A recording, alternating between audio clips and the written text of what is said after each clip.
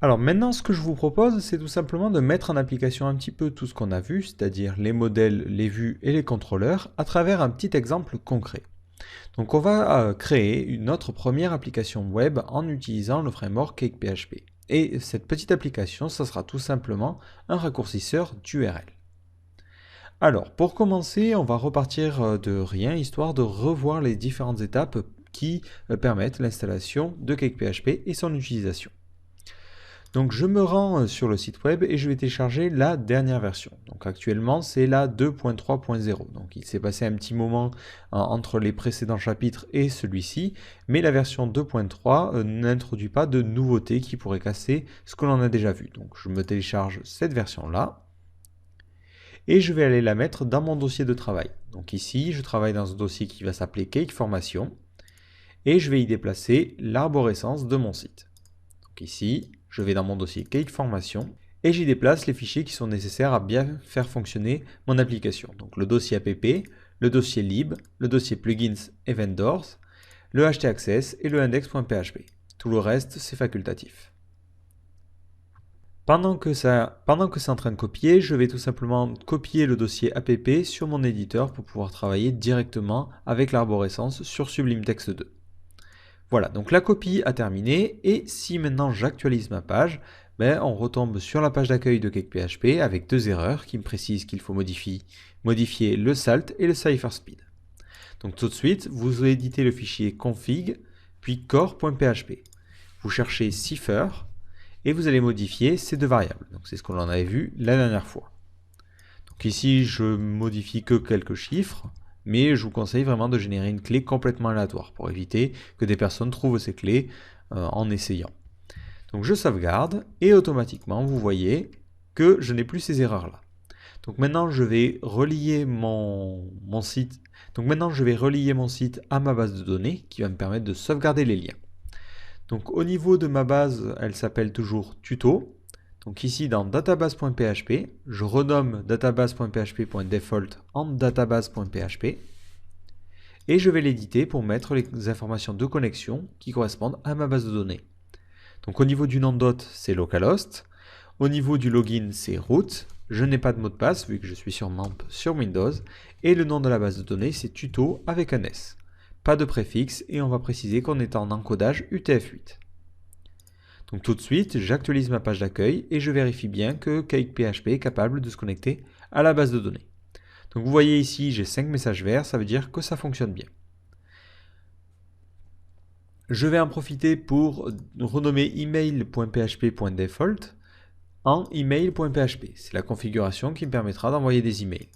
Donc même si là je ne vais pas l'utiliser, je configure directement les informations qui vont permettre d'envoyer des mails. Donc le transport c'est mail, from c'est l'adresse email de laquelle vont partir mes mails, et ensuite je travaille toujours en UTF-8 pour éviter les problèmes. Voilà, donc là mon framework est prêt à fonctionner. Donc ce que je vais faire, je vais commencer à créer les différentes pages qui vont composer mon application. Donc la première page que l'on va créer, c'est une page qui permet de rajouter un lien. Donc ici, je vais aller dans mon contrôleur et je vais aller créer un premier contrôleur qui va me permettre de soumettre des liens. Donc lien en anglais c'est link. Donc mon contrôleur va s'appeler links controller.php. Donc si vous vous souvenez, je crée tout simplement une classe qui va s'appeler links controller et qui extends de appcontroller. Et à l'intérieur, je vais créer ma fonction qu'on va appeler ici add, public function add, qui permettra d'ajouter un lien. Voilà. Alors, tout de suite, vu que je viens de créer cette action-là, je vais créer la vue qui correspond. Donc je vais dans View, je vais créer un nouveau dossier que je vais appeler links, comme le nom de mon contrôleur. Et à l'intérieur de ce dossier-là, je vais créer un nouveau fichier CTP qui a le nom de mon action. Donc ici, add.ctp. Et dans ce add, je vais mettre ici mon texte, histoire de pouvoir vérifier si tout fonctionne bien. Donc là, je vais aller sur links/add pour voir mon action en live. Donc je vois bien que ça fonctionne. Alors moi, ce que j'ai envie de faire, c'est d'avoir une petite mise en page personnalisée. Je n'ai pas forcément envie d'avoir la mise en page par défaut de CakePHP. Donc pour cela, je vais utiliser un framework CSS et j'ai choisi Foundation. Alors pourquoi celui-là plutôt que le tuteur Bootstrap? Tout simplement parce qu'il stylise par défaut les différents éléments, comme les formulaires, les labels et autres. Je n'ai pas besoin d'entourer mes formulaires d'une classe spécifique pour les voir se styliser. Alors, je vais télécharger Foundation et je télécharge directement le CSS. Vous pouvez évidemment le personnaliser si vous avez besoin, mais là c'est vraiment pour l'exemple. Donc je me retrouve avec plusieurs dossiers. Index.html qui est un exemple de page HTML, CSS qui contient le CSS et JS qui contient le JavaScript. Donc ce que je vais faire, je vais ouvrir Webroot et je vais aller déplacer les fichiers dans les dossiers qui correspondent. Donc je vais mettre le CSS dans le dossier CSS de Webroot. Voilà. Et je vais mettre le JS dans le dossier qui correspond, donc le dossier JS. Voilà. Et ce que je vais faire, je vais prendre déjà le code HTML d'une page toute faite qui me servira de base. Donc pour cela, je vais dans Add-on. Et là, vous avez différents types de pages. Et je vais prendre Reality, qui a l'air plutôt pas mal. Et je vais afficher le code source et tout simplement le copier et le mettre sur mon layout par défaut de CakePHP. Donc si vous vous souvenez, les templates qui permettent de rendre les pages sont tout simplement dans le dossier View, ensuite dans le dossier Layouts, et là j'ai un fichier default.ctp. Donc par défaut il y a déjà tout le code de CakePHP, mais moi ce code je vais tout simplement le supprimer et copier-coller le code que je viens de récupérer depuis Foundation. Maintenant je sauvegarde, j'actualise ma page, et vous voyez que je ne vois pas le CSS tout simplement parce que je n'ai rien lié. Alors, on est parti. Donc là, on a d'abord le doctype, plein d'informations, le titre. Donc là, ce que l'on va faire, c'est qu'on va utiliser une variable, c'est title for layout. Donc j'affiche cette variable-là. C'est une variable qui automatiquement contient le titre de la page. Variable qu'on pourra écraser si on veut mettre notre propre titre. Ensuite, ici, il charge le CSS, donc normalize.css. Alors moi pour charger mon CSS, je ne vais pas directement indiquer le lien, mais je vais utiliser le helper HTML. Donc si vous vous souvenez, c'est echo this, le nom du helper, donc HTML, et il y a une méthode qui permet automatiquement de charger un CSS, c'est CSS, et entre parenthèses on va mettre normalize, et automatiquement ça va chercher normalize.css dans le dossier CSS. Si maintenant je sauvegarde, et que j'affiche le code source, vous voyez qu'automatiquement il a généré la balise stylesheet en mettant bien l'URL qui correspond à notre fichier CSS. Donc je vais faire la même chose pour Foundation en copiant-collant ce code-là. Et du coup, je peux supprimer ces deux éléments-là. Voilà. Donc maintenant, si je sauvegarde et que j'actualise la page, vous voyez que ça fonctionne bien. J'ai bien mon template qui a le CSS qui est bien chargé. Ensuite, ici, on charge Modernizer, tout simplement pour supporter l'HTML5 pour d'anciens navigateurs. Donc ici, de la même façon, je vais faire echo this HTML. Cette fois-ci, on veut charger du JavaScript, donc je mets script, et le nom de mon fichier. Donc c'est custom.modernizer, mais il est dans le dossier vendor. Donc ici, je vais mettre ce chemin-là. Donc je sauvegarde, et je vais vérifier au niveau de mon code source.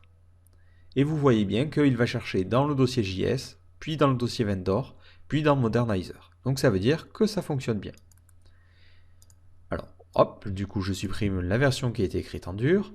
Ensuite, on a différents codes HTML. Donc on a le premier qui permet de gérer la barre qu'on a en haut. Donc ici, nous on va l'appeler mon raccourcisseur d'URL. Voilà. Et ensuite, bon, on a tout un contenu qui permet de faire des sous-menus, des choses comme ça. Donc là, on n'en a pas besoin. Voilà. Et ensuite, on a les différentes colonnes, les différents contenus. Donc là, les contenus, plutôt que d'afficher directement le contenu HTML, je vais aller charger le contenu que l'on va avoir dans nos vues. Pour cela, je fais this fetch content. Et automatiquement, ça va aller chercher le contenu. Donc si maintenant j'actualise et que je sauvegarde, vous voyez automatiquement que je vois bien mon contenu qui est affiché ici. Donc ça veut dire que ça fonctionne bien. Et ce que je vais faire, je vais supprimer tout le reste du code qui sert absolument à rien. Voilà. Et à la limite, mon contenu, je vais l'entourer d'une div qui est la classe row, qui permet tout simplement de démarrer une colonne. À la limite, je vais même rajouter un petit paragraphe au début pour espacer ça par rapport à mon header. Donc avant de continuer, il est important de placer d'autres éléments, en plus du fetch content, on l'avait vu, le fetch CSS qui permettra d'inclure des CSS plus tard. Donc ici, dans votre header, vous mettez this fetch CSS. Et en bas, vous mettez this fetch script. Comme ça, si on veut charger des JavaScript plus tard, on pourra le faire directement depuis nos vues. Donc ça, c'est vraiment la structure de base des différentes vues. Voilà, donc là, on a créé notre petite base, notre template qui nous permet tout simplement de mettre en page un petit peu notre application web. Alors maintenant, on va rentrer dans le vif du sujet et on va modifier cette page add.ctp. Donc ici, le principe, c'est tout simplement de pouvoir rajouter un lien. Donc là, je vais mettre un petit H1, on va dire ajouter, ou raccourcir plutôt, raccourcir un lien. Et ensuite, il me faut un formulaire qui va me permettre de rentrer le lien que je souhaite voir raccourci. Alors, pour créer un formulaire, on a un helper particulier qui est le helper form. Il est automatiquement chargé par le framework et s'utilise de la manière suivante. D'abord, il faut créer le formulaire, l'initialiser. Donc pour cela, on fait this, le nom de notre helper, donc le helper s'appelle form, create, et on va préciser quel modèle va être associé. Donc ici, c'est un formulaire qui va permettre de créer un lien. Donc ici, le modèle qui va être associé, c'est le modèle link. Donc on this, form, create, link. Et là, si j'actualise la page, vous voyez qu'automatiquement, j'ai déjà une première erreur. Missing database table. Alors pourquoi j'ai cette erreur-là? Tout simplement parce qu'on commence à créer un formulaire qui va permettre de rajouter des liens. Donc lui, automatiquement, il va essayer de détecter la structure d'une table qui s'appellerait links. Cette structure lui permet de construire ce formulaire-là. Donc nous, ce que l'on va devoir faire avant d'aller plus loin, c'est de créer la table qui va nous permettre de rentrer les liens. Donc, on avait appelé ça le links controller, donc il va chercher un modèle link et du coup une table links. Donc tout de suite, au niveau de ma base de données, je vais créer cette table-là, links, et je vais lui donner plusieurs champs. Donc là, on aura l'idée du lien qui a été rentré, et on va stocker en plus l'URL, forcément. Et on utilisera tout simplement l'idée pour raccourcir les liens. Alors on est parti, je crée deux colonnes. La première, c'est l'idée, donc on met bien ID, c'est automatiquement détecté par CakePHP. On met cet élément en clé primaire et en auto-incrémente. Ensuite, on aura un second champ, URL, qui sera tout simplement un varchar de 255 caractères. Et je sauvegarde. Si maintenant j'actualise ma page, vous voyez que je n'ai plus de problème. Il détecte bien cette table-là. Alors, on va voir maintenant tout de suite ce que génère ce helper-là. Donc, si j'affiche mon petit code source, vous voyez qu'automatiquement, ça permet de générer un form. Il met au niveau du paramètre action l'URL actuelle. Donc ici, c'est formation. Donc ici, c'est links/add. Il lui donne un ID particulier, ça on s'en fiche, et une méthode. Et tout de suite après, il cache un petit champ qui lui permet de savoir comment est posté le formulaire. Voilà, donc là vous voyez que le formulaire est ouvert, mais il va falloir le fermer. Alors pour le fermer, on utilise la méthode end. Donc ici on fait this form end. Si vous mettez ça simplement comme ceci, donc si j'actualise, ça permet tout simplement de fermer le formulaire. Ce que vous pouvez faire, c'est mettre en paramètre, par exemple, raccourcir le lien. Donc là, en paramètre, je mets une chaîne de caractères. Et automatiquement, en plus de fermer la balise formulaire, il va générer un champ de type submit qui va permettre de soumettre le formulaire. Donc si maintenant j'actualise la page, vous voyez que j'obtiens bien ça. Je vais pouvoir poster mon formulaire. Donc maintenant, il me faut un champ pour entrer mon URL. Donc ici, pour créer un champ, vous faites echo this form input. En premier paramètre, c'est le nom du champ qui correspond en base de données. Donc ici, nous, ça va être URL. Et ensuite, en second paramètre, vous pouvez préciser tout un tas de choses. Alors encore une fois, si vous voulez connaître l'ensemble des paramètres disponibles, il vous suffit de vous rendre sur la documentation et d'aller dans API. Donc ici, nous, on va personnaliser le label. Donc on va mettre label. Et ici, on va mettre votre lien. Voilà. Et on va en profiter aussi pour utiliser l'attribut placeholder en HTML5 pour mettre directement http monlien.fr pour que la personne sache un petit peu qu'est-ce qu'elle doit rentrer. Donc automatiquement, je sauvegarde et vous voyez que ça génère un input de type texte avec notre placeholder et notre label. Donc vous voyez, on a créé notre première vue dans un template personnalisé. Alors maintenant, qu'est-ce qu'il va falloir faire? Alors au niveau de notre contrôleur, je vais commenter et on va expliquer un petit peu ce que l'on doit faire. Alors la première chose à faire, c'est tout simplement de vérifier si l'URL a déjà été rentrée, si en fait elle est déjà en base de données. Ensuite, ce que l'on va faire, c'est si elle n'est pas en base de données, si elle n'est pas en base, on crée un nouvel enregistrement.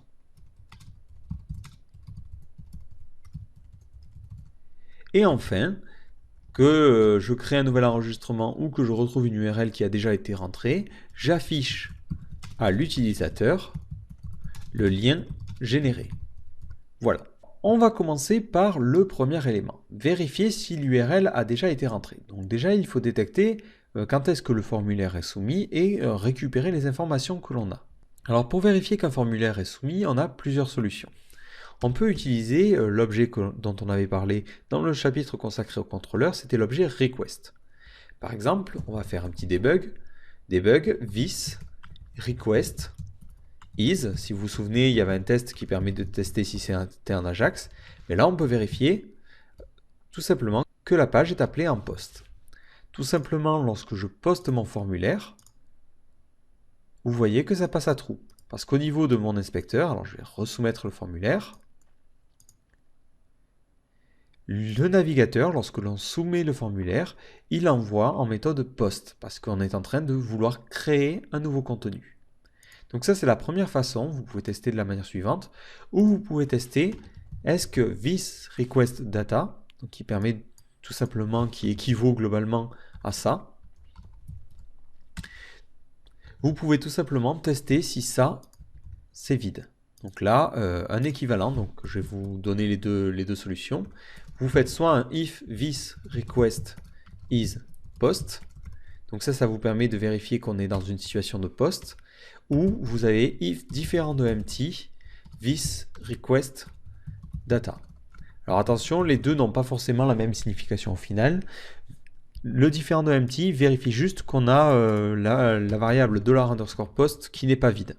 Alors que le this request is post vérifie que le navigateur envoie une requête de type post. Voilà, donc c'est une petite différence, mais voilà, c'est important de savoir quand est-ce qu'on va utiliser l'un ou l'autre. Donc nous ici, si la requête est en post, ça veut dire qu'on a des informations. Donc là, je vais débugger ces informations en faisant un debug this request data. Donc je sauvegarde et je vais resoumettre mon lien.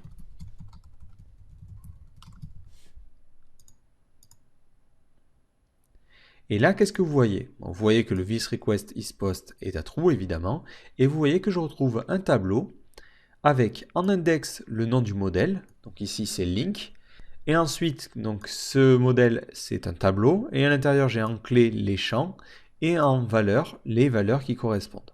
Voilà, donc ici mon but c'est de tester est-ce que l'URL existe déjà. Donc ce que je vais faire, je vais utiliser mon modèle, this link. Automatiquement, le modèle est directement chargé. Je n'ai pas à faire d'initialisation. Il a détecté que mon contrôleur s'appelle links, donc il charge automatiquement le modèle link. Et je peux l'utiliser directement ici. Donc ici, je cherche le lien qui aurait cette URL déjà.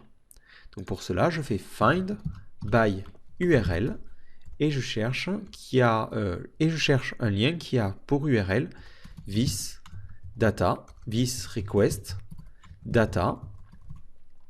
Et ici, c'est link et ensuite URL. Et ça, je vais le stocker dans une petite variable que je vais appeler link. Je sais, ça fait un petit peu avaler d'un coup. Alors, je me réexplique. On soumet le formulaire. Lorsque le formulaire est soumis, automatiquement, on récupère les données. Les données sont organisées de la manière suivante. C'est un tableau qui contient un premier tableau indexé par le nom du modèle, et à l'intérieur, on a un tableau qui associe les champs et les valeurs. Donc ici, au niveau de ma vue Add, ça va créer un tableau link, puis ensuite URL, et en URL, j'aurai la valeur du champ. Donc ce que je fais ici, je demande de chercher dans le modèle link un enregistrement qui aurait comme URL ce que j'ai tapé dans mon champ. Et ce résultat, je le stocke dans le link. Donc ça, si vous vous souvenez bien, ça équivaut à faire un this link find, donc la fonction pour trouver, first, le premier élément, qui aurait comme condition tout simplement que le link, que l'URL soit celle qu'on a rentrée.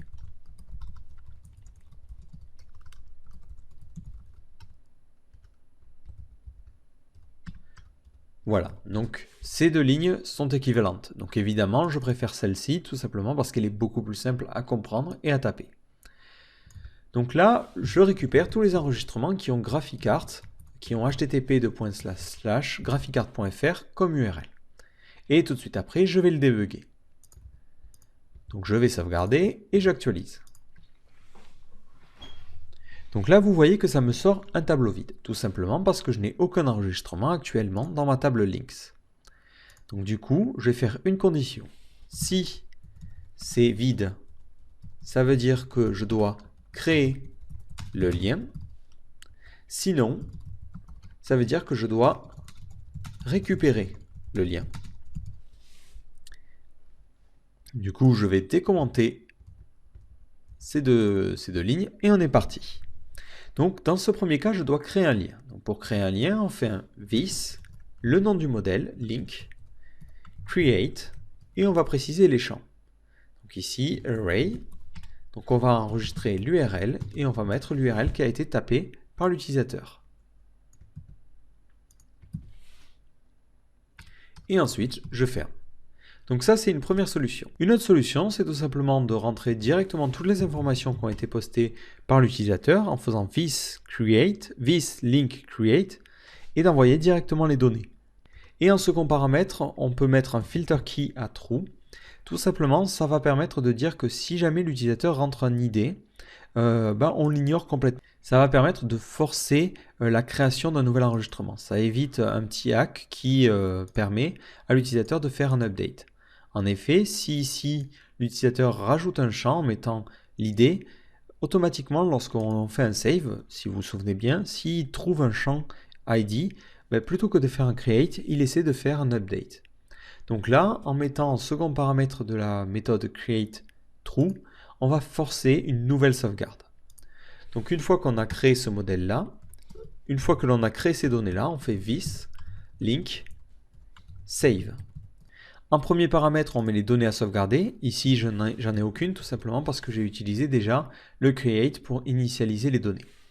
En second paramètre, on précise est-ce que l'on veut valider ces données. Donc ici, je mets true, même si je n'ai pas de règles de validation. Et ne vous inquiétez pas, ces règles de validation, on en parlera dans des prochains chapitres. Mais je ne veux pas complexifier ce qu'on est déjà en train de faire. Et en troisième paramètre, on va pouvoir préciser la liste des champs. Donc ça, c'est quelque chose que je vous conseille de faire. Ça vous permet de vous assurer que l'utilisateur n'essaie pas de faire de faux enregistrements. Donc là, nous, on autorise seulement le champ URL à être sauvegardé. Voilà. Donc automatiquement, comme ça va me permettre de sauvegarder les données. Et ensuite, je vais afficher l'id en faisant die this link id. Voilà. Et ici, je vais mettre die j'ai trouvé le lien. Et ensuite, ou même avant, on va faire un debug link. Voilà. Alors, petit récapitulatif de ce que l'on a vu. Donc ici, je cherche un lien qui a pour champ URL ce qui a été rentré par l'utilisateur. Le résultat, je le stocke dans une variable link. Si cette variable est vide, c'est-à-dire que je n'ai trouvé aucun enregistrement qui corresponde à l'URL qui a été tapé par l'utilisateur, je vais créer un nouvel enregistrement. Donc je fais this link create. En premier paramètre, je précise les données qui vont permettre d'initialiser le modèle. Et ensuite, je demande la sauvegarde à partir des données que j'ai déjà créées. Donc en premier paramètre, je mets nul parce que je veux utiliser tout simplement les données que j'ai initialisées à travers le create. En second paramètre, je mets true pour dire que je veux valider les informations, mais ça on en reparlera plus tard. Et en troisième paramètre, c'est un paramètre très important, je précise dans un tableau les différents champs que je souhaite sauvegarder. Donc ceci me permet de filtrer et d'éviter que l'utilisateur enregistre des champs que je ne souhaite pas voir se faire enregistrer. Et ensuite, une fois que j'ai fini, j'affiche l'ID du lien qui vient d'être sauvegardé. Dans l'autre cas, ça veut dire que j'avais trouvé un lien qui correspond à l'URL qui a été tapé. J'affiche le contenu de la variable link et ensuite je mets un die pour dire j'ai trouvé le lien. Alors maintenant, on va essayer tout ça. Donc j'actualise pour resoumettre les informations et je clique sur continuer. Donc automatiquement, vous voyez qu'il affiche 1, tout simplement parce qu'il vient de faire un nouvel enregistrement et il me dit j'ai fini l'enregistrement et la clé primaire qui a été générée c'est 1. Si maintenant je réactualise en resoumettant le formulaire, qu'est-ce que vous voyez? Vous voyez qu'il ne m'affiche plus 1, mais qu'il m'affiche un tableau contenant l'enregistrement qu'il a trouvé. En effet, lorsque je fais un find by URL, cette fois-ci il se dit mais attends, le lien graphicart.fr tu l'as déjà enregistré. Et du coup il me le réaffiche. Donc là, à cet endroit-là, ce que je peux faire, c'est tout simplement dire, ici on a l'id, c'est ça. Voilà. Et dans l'autre cas, l'id, ça sera tout simplement link, le nom du modèle, link, et ensuite l'id. Voilà. Et une fois que j'ai fait ces deux informations-là, je vais pouvoir rendre une vue particulière qui va permettre d'indiquer à l'utilisateur le lien. Alors pour rendre une vue particulière, on ne l'a pas vu dans les précédents chapitres, mais c'est tout simplement la méthode render. Donc vous pouvez faire this render et préciser le nom de la vue à rendre. Donc nous, ça va être add, par exemple, -success. Et vous ne mettez pas .ctp. Automatiquement, il se chargera de vous le demander. Donc si maintenant j'actualise, je resoumets les informations, vous voyez qu'il me dit bien missing view. Il ne trouve pas la vue add_success.ctp. Donc je vais tout de suite la créer. Donc c'est dans view, links. Vous voyez que j'ai déjà ma vue add.ctp, je vais créer un nouveau fichier add-success.ctp. Donc dans cette vue, je vais mettre bravo et ensuite je vais mettre un petit message qui permet d'indiquer à l'utilisateur que son lien a été bien raccourci. Le lien raccourci. Donc ici je vais mettre un paragraphe, votre lien a bien été raccourci. Et ici, je vais afficher tout simplement le lien raccourci. Alors, le lien, si vous vous souvenez, pour faire un lien, on fait this, le helper HTML et URL. Et on va pouvoir préciser différents paramètres. Le nom du contrôleur, l'action et les paramètres. Donc ici, en paramètre de URL, je vais préciser un tableau. Donc le contrôleur, ça va être links. Alors ici, je suis déjà dans le contrôleur links, donc ça, je peux m'en passer. Je vais préciser l'action. Ça va être l'action view, qui permettra tout simplement de voir un lien. Et je vais préciser un paramètre supplémentaire qui sera l'id, et au niveau de l'id, je vais mettre tout simplement l'id que j'ai récupéré. Donc le problème, c'est que cette id-là, je ne l'ai pas. Ce que je vais devoir faire, c'est tout simplement l'envoyer à ma vue. Donc au niveau de mon contrôleur, juste avant mon render, je vais faire this, set, je vais préciser en paramètre la clé, et ensuite la valeur à envoyer. Donc ça c'est la première technique où vous pouvez faire un this, set, compact et envoyer tout simplement directement id. Donc ces deux informations sont équivalentes. Compact c'est tout simplement une fonction PHP qui va chercher une variable qui s'appelle id et qui va créer un tableau de la manière suivante, id et qui va envoyer ensuite id. Ça équivaut exactement à la même chose. C'est comme si ici j'avais écrit ça. Voilà, donc ça me permet comme ça de voir de manière un petit peu plus lisible les différentes variables que j'ai envoyées à ma vue. Voilà, donc je sauvegarde et ici j'avais mis this, HTML, URL, l'action view et ensuite id. Donc j'actualise en resoumettant mes informations et vous voyez que ça génère le lien. Donc ici le lien qui est généré c'est en absolu, c'est par rapport à la racine de mon hébergement. Donc moi je veux le lien avec le nom de domaine. Donc vous pouvez préciser en second paramètre de la méthode URL un booléen.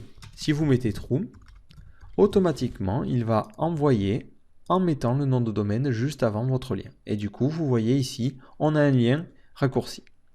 Et ce lien, je vais l'entourer dans une div qui est la classe button, histoire qu'il soit un petit peu mieux mis en avant. Et je sauvegarde et j'actualise. Vous voyez que maintenant, on a bien notre lien qui a été généré. Alors ce que j'aimerais bien faire, c'est lorsque l'on clique dessus, on est redirigé vers ce lien-là. Donc ici, plutôt que d'entourer d'une div, je vais entourer d'un lien. Tout ça, je vais le mettre dans un paragraphe. Et au niveau du href, je vais mettre mon lien. Donc ici, ça sera tout ça. D'ailleurs, je n'ai pas besoin de mettre un trou à cet endroit-là, et je peux avoir le chemin en absolu. Ça me va tout aussi bien. Pof, pof. Voilà. Donc là, maintenant, j'ai mon bouton. Et lorsque je clique dessus, automatiquement, je vais être redirigé sur cette vue-là, qui n'existe pas. Donc pour l'instant, ça mène à une petite erreur. Les plus entreprenants d'entre vous me diront, mais attends, ton lien là, il est plus long qu'avant, ça n'a aucun intérêt. Donc là, l'objectif premier, c'est pas forcément de faire quelque chose de fonctionnel tout de suite, mais c'est d'apprendre en pratiquant. Donc essayer de mettre en pratique ce que l'on a vu jusqu'à maintenant à travers un petit exemple. Donc ne vous inquiétez pas, dans les prochains chapitres, on va voir des choses un petit peu plus avancées de CakePHP et on améliorera cet exemple-là et notamment on utilisera une URL beaucoup plus courte. Donc ici, vous voyez que ce lien ne fonctionne pas, donc je vais tout de suite créer la méthode qui correspond, cette méthode view.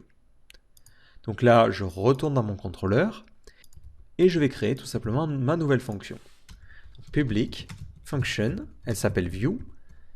Vous voyez ici que j'ai un paramètre. Donc ici, je vais le préciser ici, c'est le paramètre ID. Et on est parti. Donc là, je vais chercher le lien qui a l'ID qui correspond. Donc je fais this link. Je vais encore une fois utiliser la petite méthode find by ID, et je mets l'id. Donc ça, je le stocke dans une variable. Et ensuite, ce que je vais faire, je vais détecter le lien qui a été rentré. Pour l'instant, je vais juste faire un debug link. Et ensuite, un petit die. Donc, j'actualise.